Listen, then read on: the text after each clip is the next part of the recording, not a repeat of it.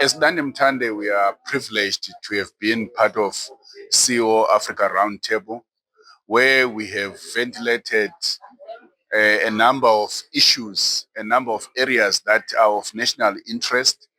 And key amongst them is AI. And this is a technology whose time has come. It has made landfall. We're all talking about it. And as Dandemutande, we have invested time and money in making sure that we are prepared and that the economy is prepared to embrace AI. The first bit of that is we have built infrastructure from Bridge all the way to Harare and Bulawayo, and also built metro fiber infrastructure as last miles into the different towns and cities. We've also gone out to partner other providers of satellite services to ensure that the underserved and the normally excluded rural populations and the remote ones are also included in this revolution. In addition to that, we've also spent money in developing data centers. As mentioned this afternoon, we've got four facilities, three in Harare and four facilities, three in Harare and one in Bulawayo. We've not stopped there. We've also partnered with hyperscalers like Terraco, where we have got presence in South Africa. I'm saying all this because at Dandemutande, we take it as part of our obligation to make sure that the backbone that is needed for AI adoption is laid. And that backbone involves connectivity, it involves cloud and storage facilities. What we've also done, because in this world of technology, there is always the need to make sure that information from customers is safe. So we've also made sure that we providing cybersecurity in this space.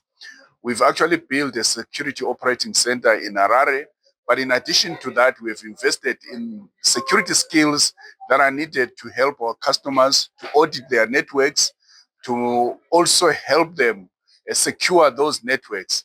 But in addition to that, we've also made it our business to do cybersecurity awareness and training, because without that training, it becomes very difficult for you to enforce it. We're also helping organizations to come up with cybersecurity frameworks so that the whole business moves in the same direction insofar as that is concerned. Outside of that, we also work quite well with the ministry and Potras. You are aware that the enforcement of cybersecurity, of data protection and cybersecurity act has really started in earnest towards the end of last year with the training of data protection officers, and with also making sure that organizations are licensed as long as they are uh, having personally identifiable information. I'm happy to say that just this week, Cabinet approved the AI strategy, which will provide a guideline as to how safe and how we adopt that strategy.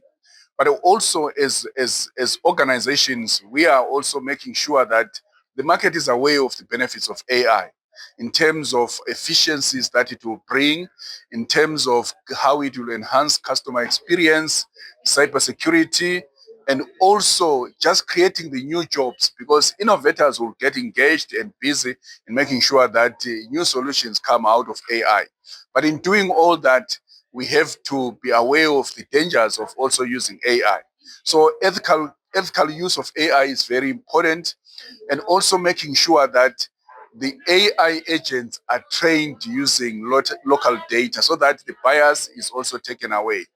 And also making sure that insofar as the AI skills are concerned, that government together with private sector are moving at the same time, making sure that our institutions of higher learning are churning out engineers and students that are future ready insofar as these technologies are concerned.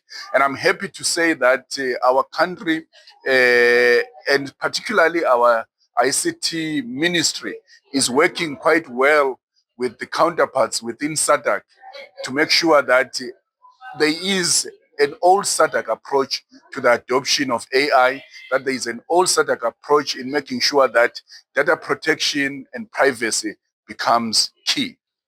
So, so we've got over 500 terabytes of storage capacity as Dandemutande.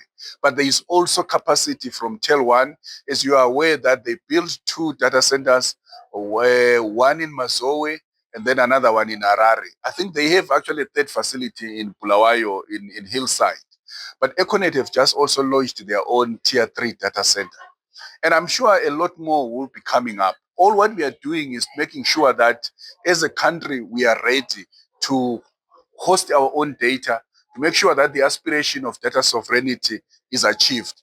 But outside of the private sector, you know, there's the National Data Center that the government has also set up at the University of Zimbabwe. And I'm sure there is a desire to make sure that that capacity is also increased.